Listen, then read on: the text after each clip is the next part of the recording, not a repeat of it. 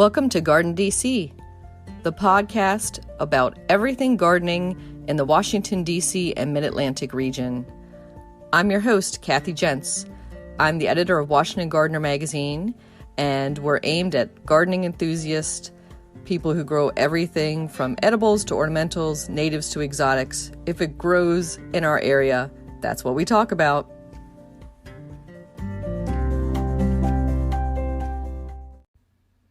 In this episode, we talk with Carrie Engel, retail greenhouse manager at Valley View Farms in Cockeysville, Maryland, all about annual flower combinations.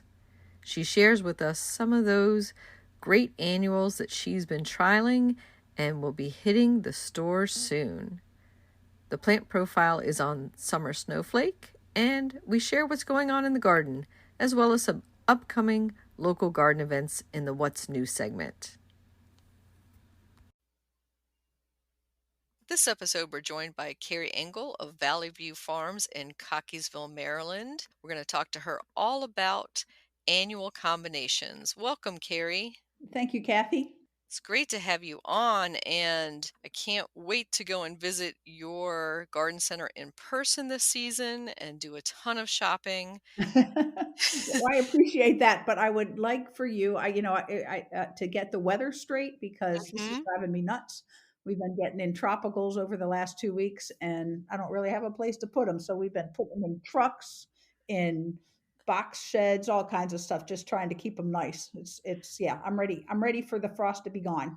Yeah, we're calling this season winter spring / back and forth. It's been a seesaw here in the Mid-Atlantic. For those elsewhere in the world, we're having a frost and freeze alert again tonight. So it's been, pretty much into late April, a lot cooler than normal for us. But that's actually been somewhat good in the garden, but maybe not so good in the garden center. Yes, the stuff comes in and it looks beautiful, and all of a sudden you go out there and all the little Diplododia and Mandevilla blooms are just kind of going, "Oh, come on, bring Ooh. back Florida." Yeah, that's tough on them.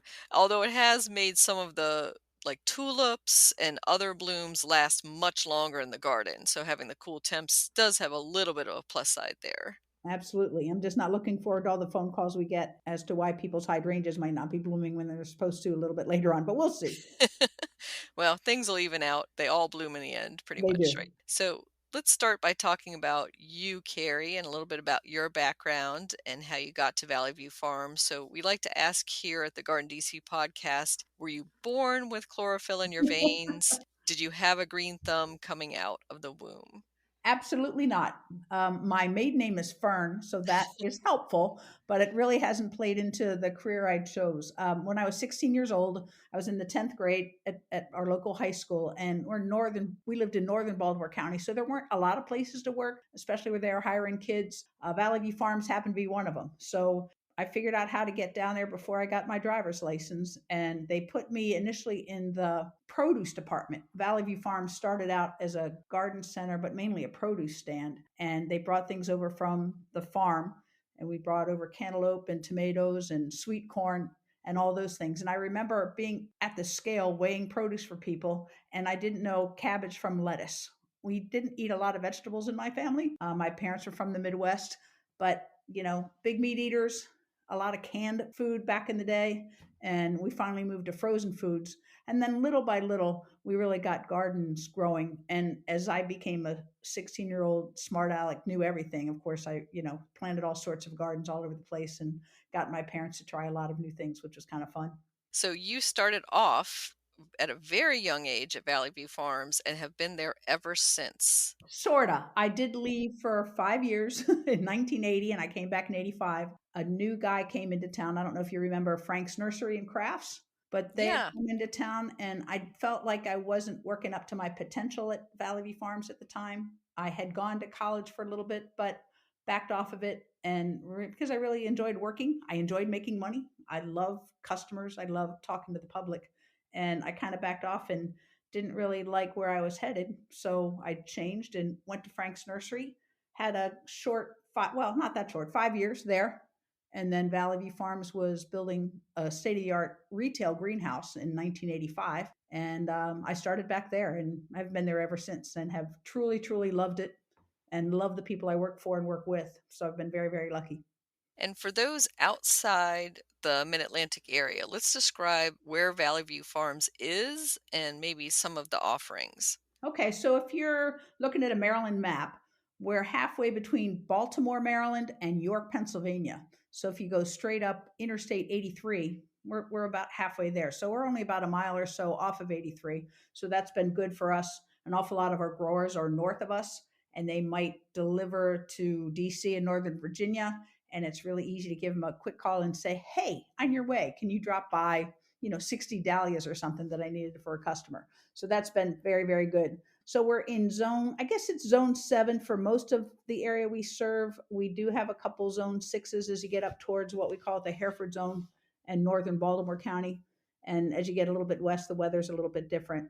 But all in all, we're a solid, solid 7 as you look at the USDA zones. And our garden center has been around since 1962, so 10 years longer than I have been. And we started out again as a produce stand, a little roadside stand, and morphed into a Christmas shop and really top garden center. And we took our farm where we had been growing all that corn and tomatoes and all that, and we started growing a lot of our own transplants. So this weekend we'll have over 70 varieties of tomato plants and almost 40 varieties of peppers, in addition to just hundreds, probably thousands of hanging baskets. We grow our annuals and our vegetable plants for the most part. Our area is so rich in perennial growers. I think some of the absolute top perennial growers in the country are located right here in Maryland. So Hmm. we're very, very lucky to have that. So we buy most of that in to resell. And same with a lot of the nurseries and everything. We get most of our things pretty regionally, pretty locally for the most part. So it's been great for us and for our customers that we really have so many good suppliers right here. And I think it's a little unique in the area for you to be growing so many of those annuals and vegetables for your own production in the store.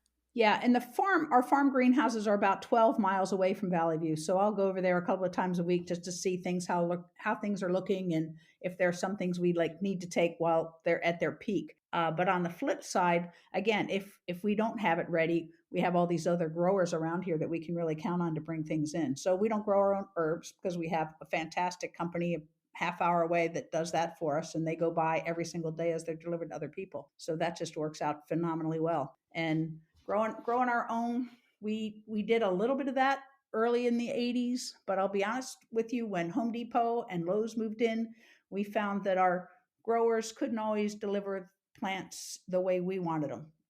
We wanted to bring plants in that were in bloom or were in bud, and Home Depot buyers were getting them ahead of time. That was before places like Bell Nursery really became their primary source. So we started growing some of our own. And a lot of that came from going out to Ohio to what is now Cultivate and talking to growers out there, talking to some of the people that really started proven winners and them showing us the different ways we can use plants and do more with containers. And it's really just grown from there. It's really been a nice way to, I think, interact both with the public and getting us outside and learning more and more about plants all the time. So, are you growing many of the annuals from seed or from started plugs, or is it a combination? It is a combination. I'm going to say all the vegetables we grow from seed. So it can be, we actually sell beans and peas from seed. I think we probably only have to start them 7 or 10 days ahead of time before we can sell them at the garden center. On the flip side, we also sell things like artichoke that take much, much longer from seed. On the flip side, most of our flowers we get in plugs. A lot of them are vegetatively propagated. A lot of the like Surfinia type petunias or calibrachoa, a lot of the things that people have become really familiar with in the annual garden, we we get them in plug trays and pot them up into either a 4.5 inch pot, 6 inch pot, 8 inch pot, hanging baskets, and then we can mix some in our larger containers. And how do you make the decisions for some of those annual flowers that you choose to grow and like quantities? Is there a whole science behind that? There is, and we change it every year. So we have a book that I look at every year with our grower and get input from a lot of the other employees and from customers, to be honest. And we take a look at a few things. One, we look at what people are asking for. I can't say we look at trends as much as we sort of listen and say, hey, we didn't like the blue petunia we had last year, so we go out and try to find another one.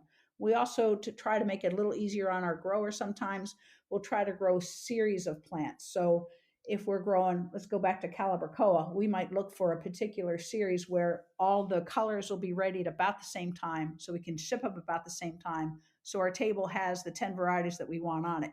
And to find those varieties, we do a lot of different things. Again, we listen to the the trials that are held in California every year. We also go to local trials. We have a great one right up in Lancaster at Landisville that's part of Penn State, and take a look and really just see how they grow. Sometimes we'll bring them home in our own gardens and see how they make out. What varieties? Ball Seed has trial gardens out in West Chicago. We'll check that out. And even if we don't aren't able to get there, everything is available online. You can go to Raker Roberts and see what's happening there. Even though they're out in Michigan, we can take some of that information and plug it into what we want to see in Maryland, and do a lot of it from that. And then sometimes we goof. So years ago, we grew a plant called Serena Angelonia. It broke just too often. It just couldn't handle the retail Mm. Hmm. people brushing their arm over it kind of thing. So we switched to a different variety, and it does much better for us. But we pick up the Serena's grown from seed, the other ones are grown from cuttings, and we picked up Angel Face and some of the other varieties.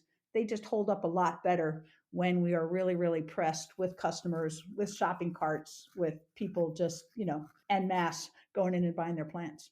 So I've seen the Chicago trials and I'm very familiar with the California trials.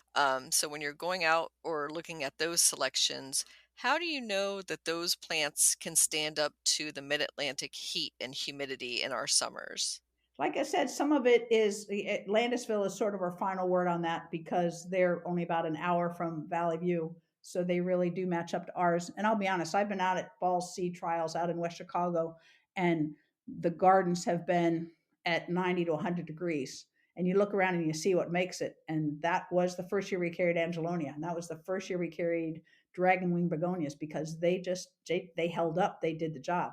And you'll read all sorts of things in a lot of the trade magazines to see how things do, and you read between the lines a little bit. So if Diacia or Nemesia are touted as a cool weather plant, we'll get them for cool weather, but that some of them will say they do okay in warm weather too, and we'll find out that that's not necessarily true to that particular variety. So we'll keep looking until we can find something that matches what we think our consumers are looking for, what our gardeners are looking for, and what will actually hold up in their gardens. And for the annual season, do you define that kind of as Mother's Day through Labor Day or a little bit before, a little after that? We try to break it down even more than that. So we have sort of a cool weather annual season that takes us late February, early March to about now, or maybe to about Mother's Day. And that would include some biannuals too, like pansies, osteospermum, snapdragons, dusty miller, alyssum, a lot of the petunias that'll handle some of the cooler temperatures. And then some of those can continue and go into the hotter temperatures, but things like begonias and impatiens really aren't going to do well until we're sure all danger of frost is gone. So that really picks up more in May, the 1st of May around here, and take us through. It seems like October, November. I feel like the frosts are coming later in the spring lately, but they also are coming later in the fall. So we do get a nice long season. And some of those plants do great right on through. Others, you go on vacation, you come back and you look at your gardens and your containers and go, maybe they don't look so good. So you might pull some of the plants that aren't performing as well, and you'll throw something new in that might take you through fall. A lot of the celotias are especially beautiful in the fall, and some coleus have some beautiful colors as you get into fall.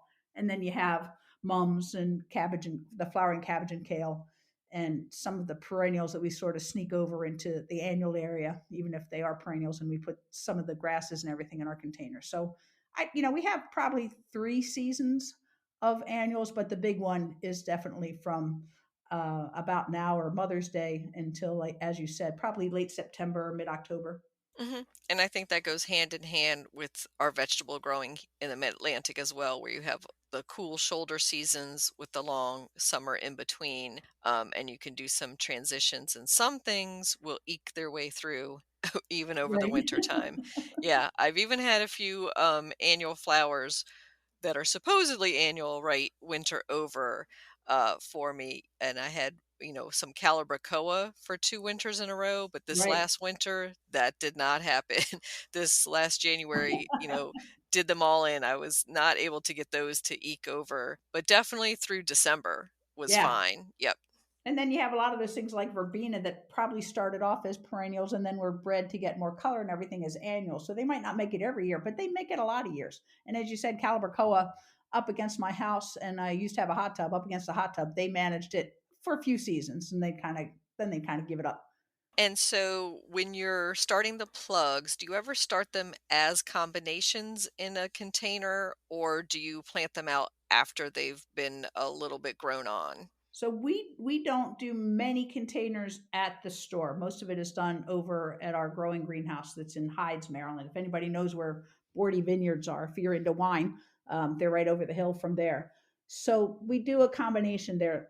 Geraniums are big sellers for us still, and people will laugh, but geranium spike vincavine, as old as that combination is still one of our best sellers. We use, good looking, nice geraniums, fantastic colors, throw a spike in the middle and Vincavine at the edges, and people like it. So, we're not going to stop doing Mhm. that. But our larger hanging baskets, we use geranium, maybe with bacopa and maybe with calibrachoa, and we'll plant those out separately. There are other things, though, that a lot of the seed companies or a lot of the plant companies have come through and they've put it together for you. So, for example, calibrachoa, there's three different companies that put combinations together sort of for you. And we probably have 40 different combinations of calibrachoa colors. It's unbelievable, but it's a great seller for us. We keep on doing it. And when those plugs come in, they fuse three colors together. So maybe they'll put yellow, blue, and red. There'll be three separate plugs, but they're kind of fused together. So you plant them as one bigger plug. Hmm. If you were to put that in, say, a 10-inch hanging basket and you gave it about 8 weeks, it would fill out the basket beautifully. Instead, we put two of those together so we can get that hanging basket in maybe 5 to 6 weeks, have it ready to sell. And the colors are amazing because we take both of those three fused plugs, sort of put them together in the center of the basket in most cases, and the plants grow out. So you just have this beautiful mix of colors, and you really can't tell where one variety starts and another one ends. It's really super the way they've done it. And they'll do the same thing. Maybe put a combination of verbena together with the calibrachoa together with a petunia, and they might do a monochromatic color, maybe just all blues or all pinks. But again, they'll do some mixes that might have complementary or contrasting colors, and it really makes for a nice hanging basket. In our larger pots, we do a 13-inch basket. We'll put maybe three of those plugs in there, and they're beautiful. I mean, right now they're just absolutely. We have some of our cool weather mixes have Bidens and some of the petunias and maybe some verbena in it, and the colors are just really, really beautiful. And it can handle the cooler temperatures right now. So, we'll transition over to begonias and fuchsia and things as the weather warms up a little bit. You said one of my favorite annuals of all time, which is fuchsia. Just cannot get enough of hanging baskets of fuchsia, and I don't feel like they sell enough of them at our local nurseries.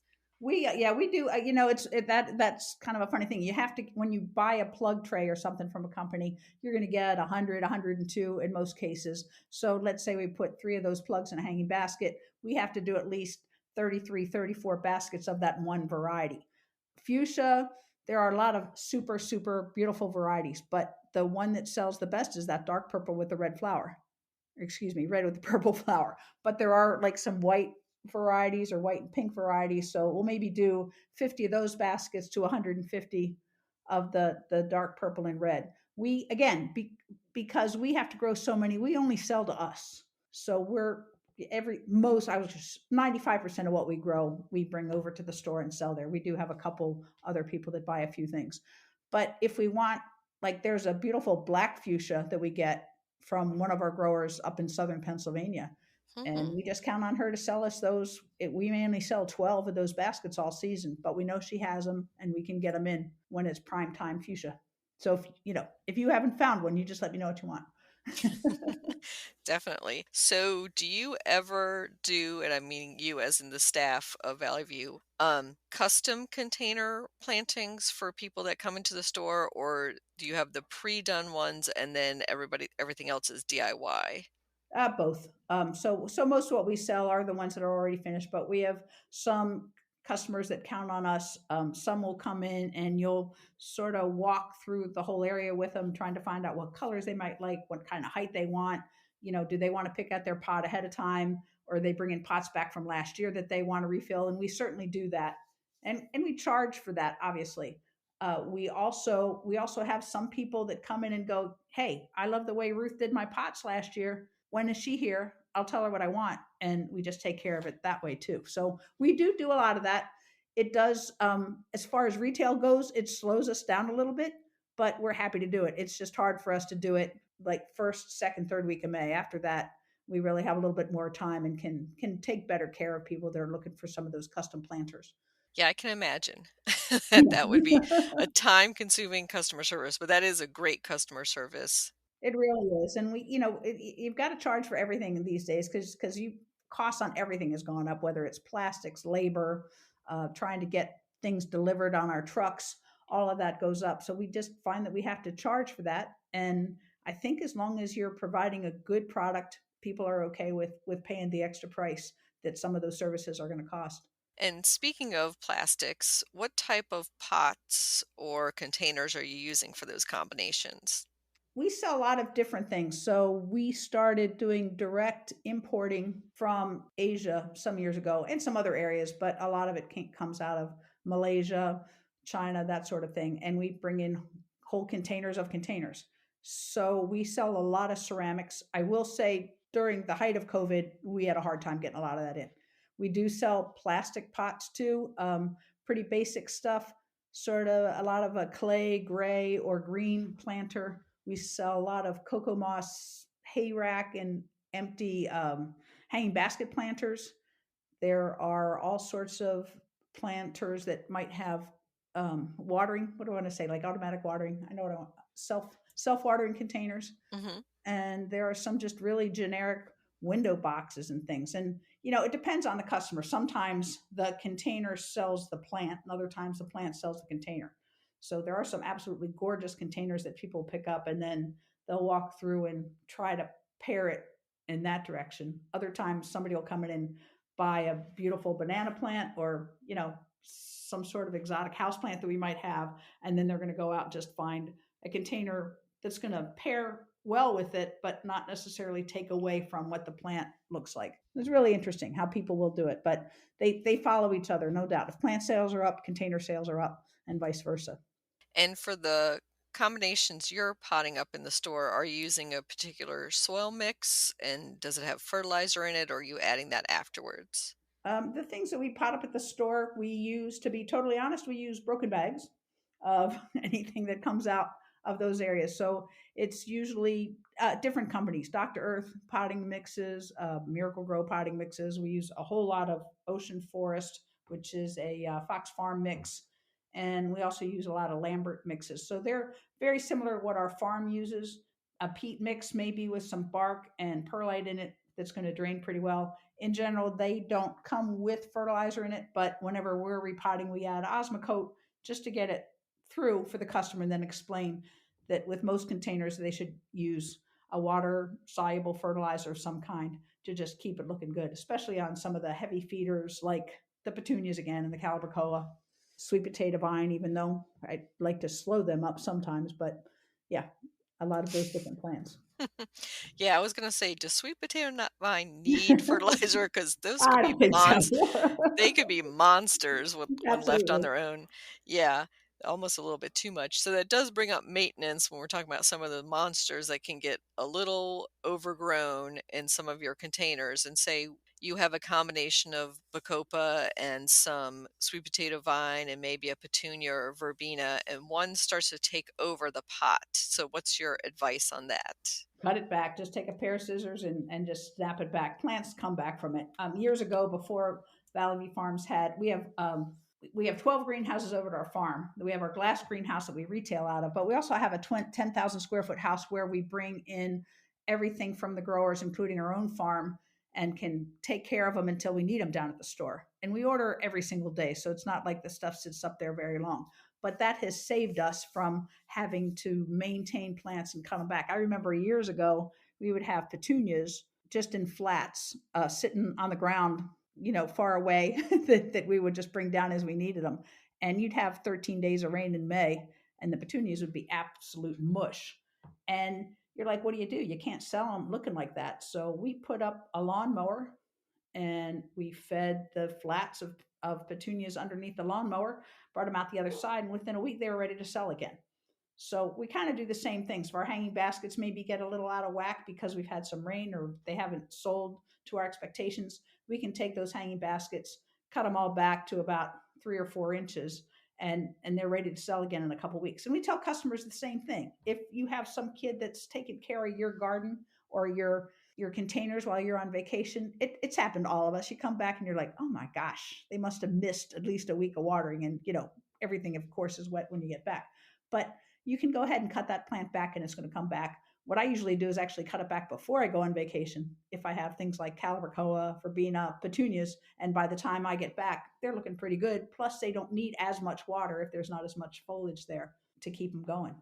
That's great advice, Carrie. Because, yeah, before you take that late July or August, the hottest part of the summer Right. vacation away, that's one of your biggest worries is all those containers and what will happen to them. So, yeah, giving them a drastic haircut is actually good at that point in the season because they're starting to get a little scraggly and overgrown usually too. That right. That's right. And you can usually move them out of full sun maybe and give them a half day so they're not getting that hot afternoon sun, and that'll keep them a little bit nicer, a little bit longer.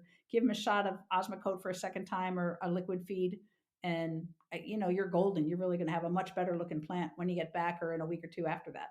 So mostly we've been talking about annual combinations in containers. So annuals are also called bedding plants, which is always a funny term to me because all plants grow in flower beds really in the ground if you think Exactly about right. it, and then why this particular type is called bedding plants. But that's really comes, I think, from our Victorian forebears that they like to have bedded out just annuals in different patterns and different combinations, and that's kind of considered old fashioned now, but you still see it a lot, especially at commercial locations, or say at a public garden like Longwood, you'll still see beautiful annual bedding combinations. So let's talk about some of the annuals that do best and maybe some of your favorite combinations for bedding Well, plants.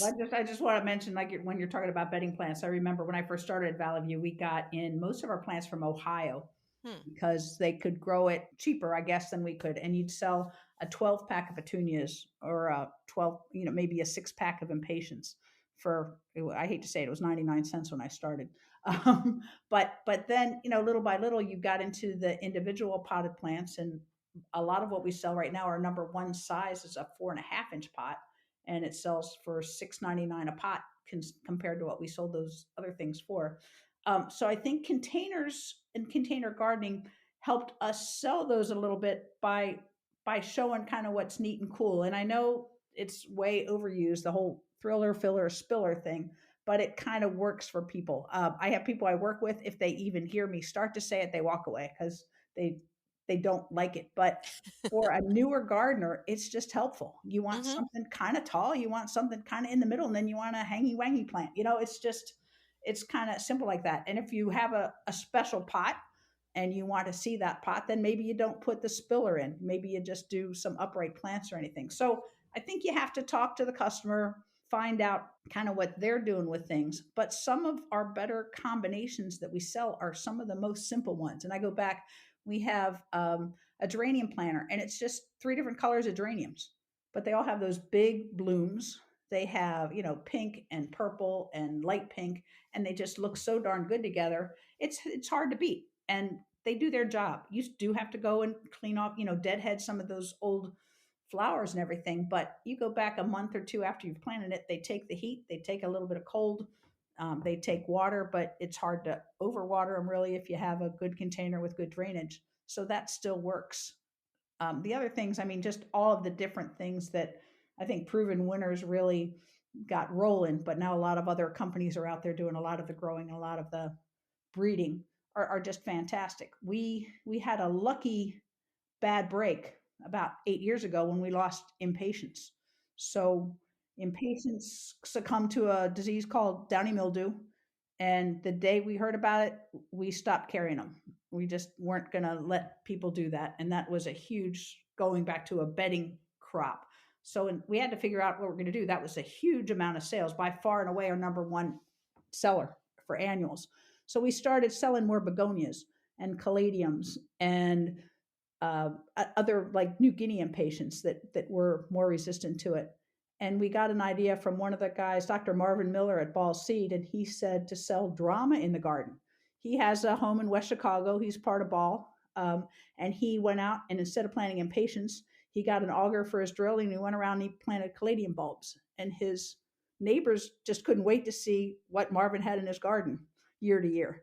And it became a little bit more fun. So even now that we have impatiens back, we have all these other plants. So I love, personally, I love a lot of the monochromatic gardens. I always have several white pots on my back porch because I can see those at night. And I used to love double impatiens with bacopa, with a white caladium. Again, simple, whatever pot you put it in, because it's white, you kind of don't see the pot at night, but you do see all the plants. So that's very, very cool. I live a ways back from the road. I use begonias a lot. There are some newer varieties from Duman called Iconia that are bigger than a lot of the old rigger begonias, and they have a little bit of a fall, I want to say. So they kind of come down over the pot, but they're still upright enough that they're a good 12 to 18 inches above that. And you put out a yellow Iconia or some of the bright orange ones, and you can see that driving by. And I don't have to put anything with that because it really does the job all by itself. So instead of doing a mixed container, I'll do several containers with different things in them. So I have a shady spot in my front yard, so I'll use caladiums and I'll use begonias and I'll use some of the New Guinea impatiens instead of trying to mix them all in one. And to be honest, it's easier to water that way and a lot of other things. The other plant that I think is fantastic for combinations are all the coleus. There are just so many great varieties out there, and bright reds and pinks and greens and yellows. And you can put those in a pot. They're an instant thriller because most of those get to be 2 feet or taller. And then you can still put begonias in front of them, or you can put generally, again, the New Guinea impatiens. Or I don't usually mix Angelonia with it, but you go in and get some of the verbena and even the sweet potato vine. I now stick to all the dwarf varieties because, yeah, we've already kind of mentioned how they can get out of hand. Yep. But then you can also mix in, foliage plants. So we go to the Marguerite sweet potato vine. It gets wild. It doesn't do that great in shade. So go in your houseplant section and get a neon pothos. It's going to give you that same color, that bright chartreusey color that you can use, and pair that with a coleus that maybe has a little bit of yellow in it, and you can pair it with a New Guinea impatiens that has that sort of yellow band in the center of it, and just all sorts of fun things you can do. And I think the best way to do it is to go into a garden center with your shopping cart and just put things together. Just see what looks good to you. And not to mention that coleus come in sun coleus and the traditional shade ones that, Right. prefer to be in shade. Might get a little crispy around the edges if you put them in afternoon sun, but if you water them well, they should still do in part sun. But all the sun coleus are just fabulous in all those jewel tones and those bright colors that you mentioned that we can combine with other annuals. Yeah, and they've got some varieties that have been out for a while now, but like Burgundy Wedding Train and Lava Rose that are a hanging coleus. So you can use that in some of your combinations too and get that spiller from coleus and do some other things upright. And I do okay with them in my pots in part shade. They do okay in full sun if I have a bigger pot. And I know those roots have gone all the way down and taken up as much soil they can. And they are forgiving as long as I put them in a deep enough pot. And where do you fall on the spectrum of snipping off the flowers and pinching back your coleus? Do you let them go wild or do you keep them under control? Depends when when it is. Everything gets to do whatever it wants in spring because I don't have time. So be honest with you. So May and June they can go to seed, but most of these newer varieties, most of the sun coleus really don't have too much of that seed set like the old seed varieties do. The old Wizard Rose and those Volcano, some of those other ones. But what is kind of fun is to do let some of those go to seed sometimes because they're propagated from cuttings. When they do seed, the seed falls and you can end up with a totally different coleus. So that happened to me last year. That was great fun. I planted one called Coleosaurus that got about 2 feet tall, and I didn't get around to breaking off the little blue flowers on the top, and they dropped, and I had a new coleus coming up underneath. It was really kind of fun. That's so fun. Yeah, and I like to let some of them go to flower just because the bees like the flowers. Absolutely. And hummingbirds surprisingly like coleus flowers too. I found a lot of that, and they Mhm. seem to be in flower the same time as my hostas. So I see a lot of those guys hanging around my front yard when they're in bloom. Yeah, and speaking of hostas, I was going to talk about combining annuals with perennials. So either in the ground or in containers, I could see coleus with contrasting hostas and other shade-loving perennials like the begonias and the impatiens you mentioned. Yeah, I think it's a great idea. My front yard, I overplanted trees when I moved in here. I'd never lived anywhere this long, and I ended up with a pretty deep shaded area. I'm also in deer country, so most of my shrubs and everything are deer resistant. Things like osmanthus and the plum yews, a lot of hellebores. Hostas are not, but I needed to have hostas because I love some of the brighter colors they came in, and in that dark shade, they really popped. So it was nice to have that. And then, as you said, plant impatiens and begonias and other things around them. And again, same deal goes for the containers. It's nice to have that in there. The other kind of cool thing is if you get one, maybe you planted a container in late summer and it's still doing pretty well into fall. You get to about November and you're kind of looking at the perennials, and you can take them out then and go ahead and put them in your garden. You still have time to plant perennials as long as the soil's not frozen for in most cases. So you get I don't know, you get an extra season, I think, out of a lot of the perennials. I have black-eyed Susans because you're required by law in Maryland to have them in your garden. So I had that coming up in a big pot I had out front. It's probably about 4 feet by about 2 feet. And I just can't take it out of there because it does its job every year, and anything I put into it kind of has to go with it. I'm not Mhm. I'm not taking it out. Yeah, and there's a lot of perennial grasses or even annual grasses that you can combine with those annual flowers, in addition to some of those perennials or that act almost like annuals, like some of the more brightly colored echinacea or some of Oh the yeah. annual rudbeckia. And then I see, and I don't know how much that you all carry this, these short sunflowers that seem to be bred more for annual combinations than, say, as a bedding or a plant to put in the ground. That's true, and they've gotten better. So what the first few years we carried a lot of what I'd call dwarf sunflowers. They got one big flower on them or whatever. They'd get a couple big flowers on them. Those flowers would go away, and then you just get little flowers after that. So a lot of the new varieties now, from Sunfinity to I of course can't think of the other names, but they continue to bloom for much longer. Now that being said, depending on what kind of a gardener you are, a lot of those sunflowers are pollenless. So they're while they'll bring bees and things in and they'll kind of play with them a little bit, there's no pollen. So they're not going to really do much for the native environment for people that are concerned about that. But they're still pretty, and they kind of do some other good stuff. But if you want them as a way to bring in more pollinators, watch the varieties you're going to plant and make sure you have them that are not pollenless to double check on it. But there really are a lot of beautiful varieties out there, and they make great cuts. So a lot of people, and I'm that way. I love to have Mhm. flowers that I can cut and bring to other people when I'm Yep. invited over, or even have some on my dining room table or whatever. That works out great for me. Yeah, I was thinking about the celosia you mentioned before, which makes a great bedding plant in the ground and also great container, either thriller or filler, but also great for cutting and great for even having as a dried flower later on. Yeah, and that's the other thing. So a lot of people garden to garden. I mean, they want to get down and get dirty and really watch things grow. But a lot of people are gardening for decoration too. So I see that a lot in the fall. So again, my little containers that I have out front, and I see a lot of our customers doing it. I might get some corn stalks and put behind them and get some fun shaped pumpkins and different things. But I like that my echinacea might still be in bloom and the black-eyed Susan's still going strong, and maybe some of those perennial sedums are really showing some color, and it kind of brings all that together so you can still have a fall theme.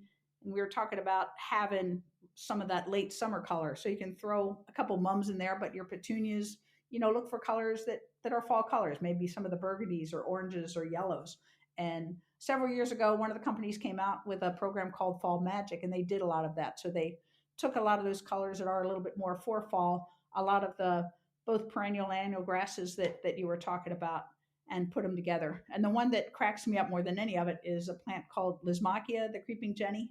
Mm-hmm. That's probably our single best selling 4.5 inch pot. And anybody who has grown that knows you only have to plant one once and you probably have it forever and ever and ever. Exactly. It's a great ground cover, but also great for spilling out of containers and just tucking in any space that you need something filled in. Yeah, and it's just as another one of those spillers, so it doesn't get as massive as the sweet potato vine. Another plant called dichondra that usually comes in, we sell most of it as sort of a silver gray. That's Mm-hmm. great because not only do they spill, but they go out and they like hang straight down. There's no Mm-hmm. fluff to it. It's almost like a drapery at the end of your container, just the way they come straight on down. I love using those. Yeah, I definitely have to always buy Dichondra every year just to have in a couple places draping over. And the great thing about Dichondra is wherever it hits the ground, if you let it, it makes a new baby. And Yep. so it's easy to, at the midpoint in the season to shift some of that around and move it to different places. No, you're absolutely right. So other things that we can pull into our annual combinations, I was thinking about herbs and veggie plants that are both attractive and edible. What are some of your favorites for that? I love lettuce for a lot of different reasons. We have grown one on our own before everybody started kind of mix them together, where we put in uh, like two green leaf, two red leaf, and two romaine lettuce in a pack, because those were our three best sellers. And everybody didn't need six of one.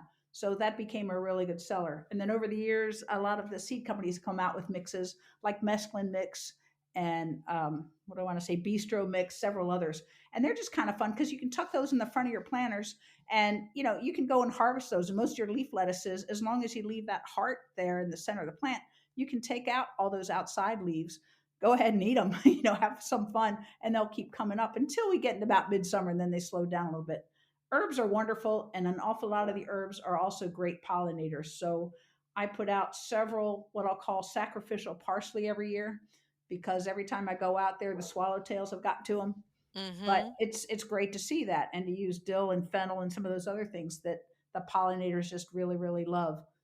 But at the same time, growing things like lavender and rosemary that you can again bring inside, you can use it for cooking or potpourri or teas, whatever you might want to. And there are just so many cool ones. We had little kids come in several years ago, and I had them come over and just like taste some of the herbs. So we started with like stevia, and they're like, how great is that? This is sugar. And they were really excited. And then handed out some mint to all the kids. And this one kid just looks at me and says, "That's my toothpaste. Is that what my toothpaste is made out of?" And it was just nice to see that connection.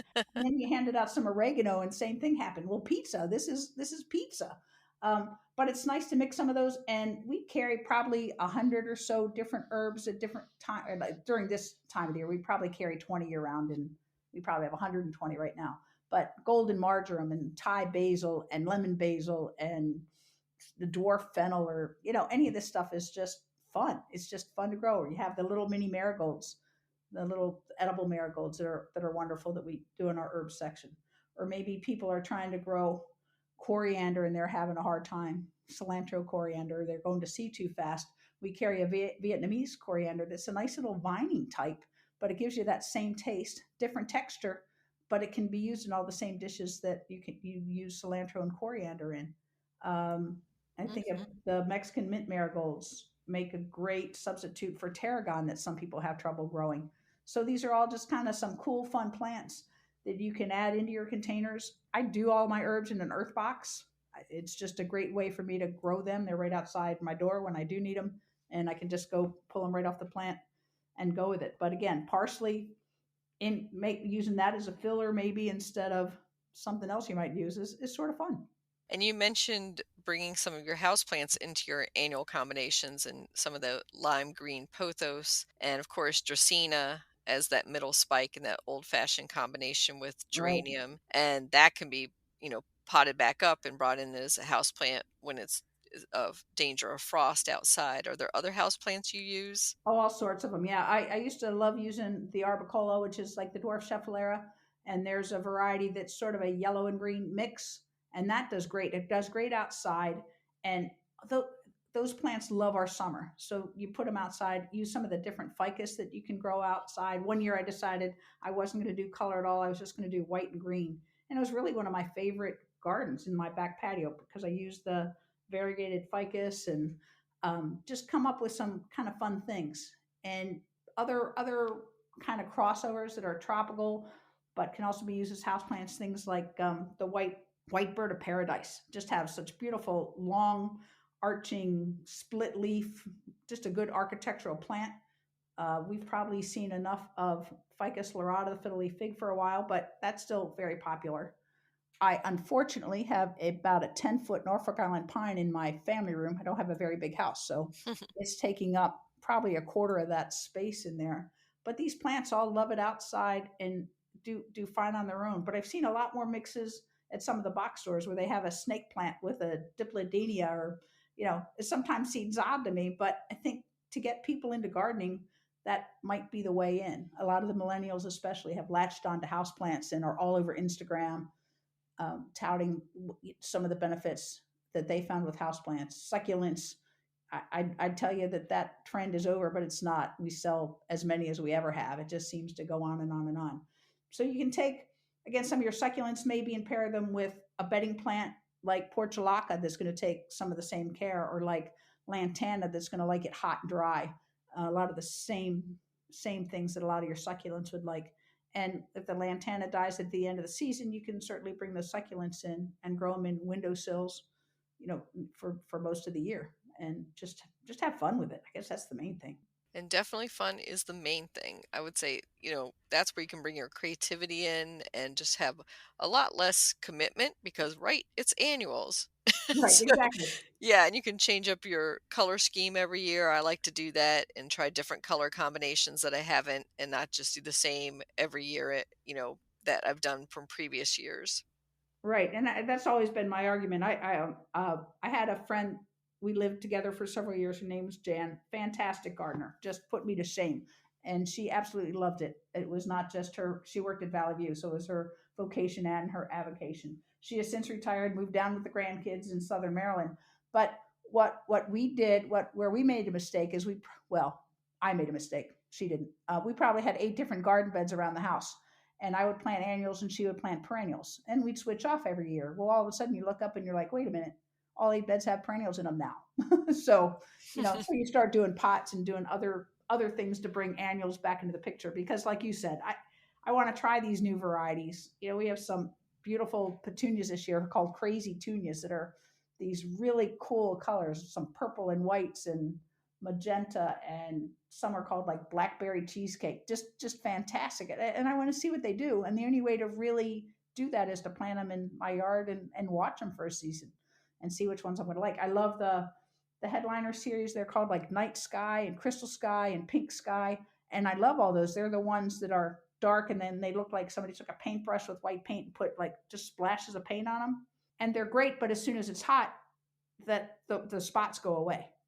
So you kind of want to warn people about that, hey, this spring, while it's nice and cool, you're going to have that definition of those white spots. But come July, when it's 90 degrees, you might not see it as much, but it'll revert again in the fall when it gets cooler again.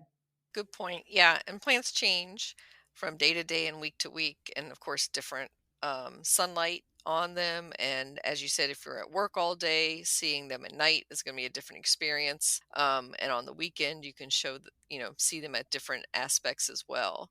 So, wrapping up, we want to let our listeners know how they can get in contact with you, how they can find out more about Valley View Farm, and we can't forget to let them know about your segments on Baltimore TV. Okay. Yeah, we do a TV segment called Sunday Gardener. We work with the meteorologist at WBAL TV. So now we're doing those spots with Ava Marie and Tony Pan. My longtime partner in that, John Collins, retired some years ago, but he was the one, we got that started. It's probably going on almost 30 years now. So that was fun. And then we do some advertising that we kind of added to that. So not always my favorite thing is the out and out, telling people what's great about this product and that product, but still kind of fun. But the other thing we do is this Sunday Gardener segment usually runs about 9:20 on Sundays, And it's just a short 2.5, 3 minute segment. And we talk about everything gardening. So it can be pollinators or tomatoes or houseplants, any of that sort of thing. Um, so you can see that. I mean, you can YouTube any of that stuff and find it on YouTube or whatever. I get a Google alert on it, so I assume it's on Google sometimes too, or on WBAL's website. Sometimes I share it onto our website or our Facebook page. So those are a couple of ways to get in touch with us. One, you can go through our website. We do find that a lot more people use the Facebook page to go back and forth, and more the Instagram page. We never really got into Twitter. We do have 2 Instagram accounts. One is one of the guys that's really into houseplants has a page just on houseplants. So when we get that rare pink princess philodendron, we might throw that on there, and they're all gone in an hour. But in general, you can keep up with a lot of what we're carrying or what the trends are on Instagram a little bit better than going right to our website. And that's Valley View Farms, plural. Valley View Farms, plural. And you can reach me at Carrie@valleyviewfarms.com and go through our website. There's a contact us page, or if you have a general plant question, it usually comes to me anyway. Great. Well, thank you so much, Carrie, for sharing some of that insider information about how annuals come to the garden center and make it to our gardens, and some of those great new introductions that we'll have to try out this year. Any last thoughts on annual combinations? I don't think so. I think a lot of it is, once you sort of know the rules, you can break them. So if you want to do all tall plants or all short plants, you can do it, marry it to a container you like. And, the main thing is going to be maintenance. But what's great about annuals, if it doesn't work, you pull it out, you put another one in, and you're good to go. Thank you, Carrie. Thank you very much, Kathy.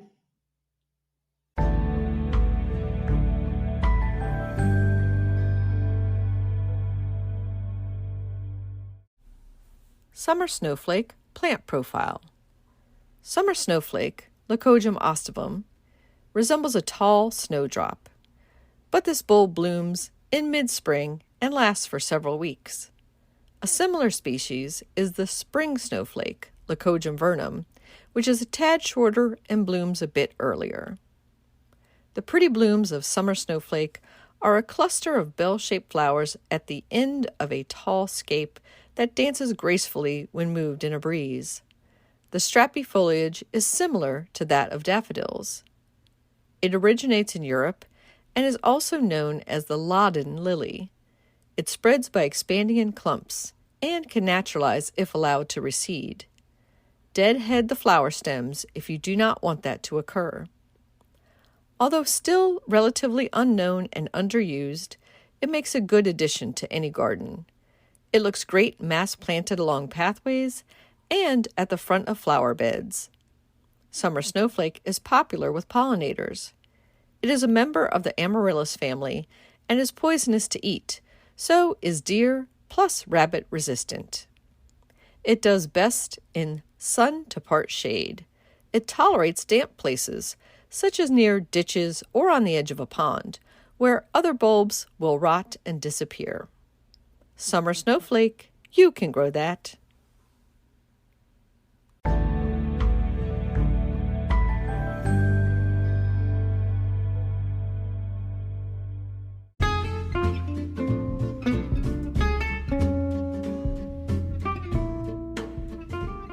What's new this week? Well, the interns and I harvested radishes, lettuce, and asparagus over at the community garden plot. In my home garden, we had 2 nights that hit at least frost level, if not freezing, and my lilacs were very unhappy about it. But a lot of my daffodils and tulips are hanging on and looking great because of these cool temps lately. In the local gardening world, we have some upcoming events I wanted to let you know about. First is an outdoor garden event at the Vollmer Center at Cylburn Arboretum in Baltimore, Maryland on Tuesday, May 10th, being hosted by the Maryland Horticultural Society. It's their annual tool drive, and you can bring anything from gloves to hand tools to heavy equipment. They posted their list on the MD Hort Society website, so check that out. In Washington, D.C., at the U.S. National Arboretum, You can attend the annual Bonsai Festival on May 6th through 8th. And also at the Bonsai Pavilion on May 14th, you can celebrate World Bonsai Day by learning to draw bonsai with local artist Mary Ellen Carsley. Down in Richmond, the Lewis Ginter Garden is having their Spring Plant Fest plant sale, and that's Friday, May 13th and Saturday, May 14th from 9 to 3 p.m. The Great Falls Garden Club is hosting a garden tour on Saturday, June 4th from 10 to 3. You can find out more about that at gfgardenclub.org. There's going to be 8 gardens on that tour, and it sounds like a lot of fun. The Washington Youth Garden, back at the U.S. National Arboretum, is celebrating their 50th anniversary all year long, and they're having their birthday party on Saturday, June 11th at 11 a.m. That's a free community event, and then the next day they're having a benefit party. So you can find out more about both of those Washington Youth Garden celebrations at fona.org or just Google Washington Youth Garden. And speaking of the U.S. National Arboretum, I am going to be there all day on Saturday, April 30th as part of the FONA Garden Fair. If you're hearing this podcast in time, I'm there till 4 p.m. with a booth for Washington Gardener magazine and signing and selling our new book, The Urban Garden. Happy gardening!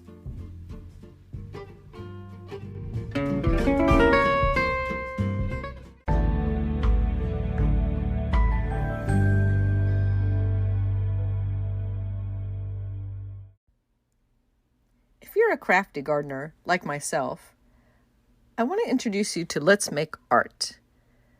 I do a lot of DIY projects in the garden, from painting my garden gloves to creating kokedama to pouring my own stepping stones. And there's a company that can make it easier for you. Let's Make Art is a revolutionary crafting company that aims to help everyone to channel their inner artist, whether they're 3 or 63. With the assortment of products and subscription offers, there's an endless opportunity, fun, and access to easy-to-understand tutorials and resources for everyone to learn a craft or take up a hobby. Anyone can have art supplies delivered right to their door in the form of monthly subscriptions, project kits, and supplies for a variety of activities. You can start learning basic lettering techniques to get more familiar with your abilities with hand lettering for that garden journal you might be keeping. You can also shop all the best lettering supplies, boxes, and kits curated and approved by in-house artists. There's free weekly art journaling tutorials by art journaling artists and instructors. Everyone can join with their supplies at home. Grab the prepackaged kits or get all the videos first with an art journal box subscription. Learn from watercolor artists and instructors. Whether you're a total beginner or you've mastered the arts, Let's Make Art takes the guesswork out of watercolor and creates easy and fun kits. The only thing you'll need is a brush. Let's make art simple, together. Check out Let's Make Art today by going to our special link, zen.ai/GardenDC. That's zen.ai/GardenDC. Happy crafting!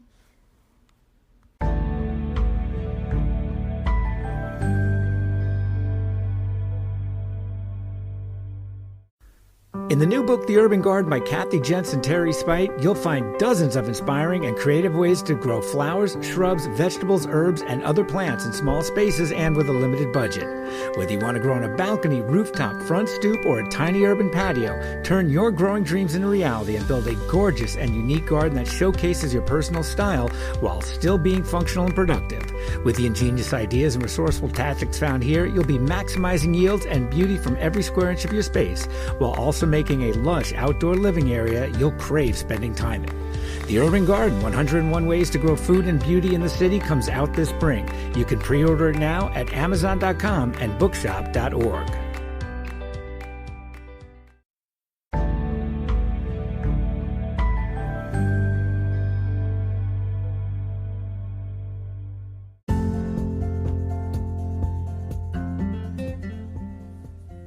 Thank you for listening to GardenDC.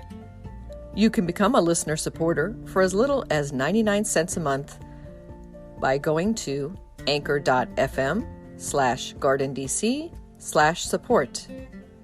Another way to support this podcast is to subscribe to our monthly digital publication, Washington Gardener Magazine. To do so, go to washingtongardener.com. Thank you.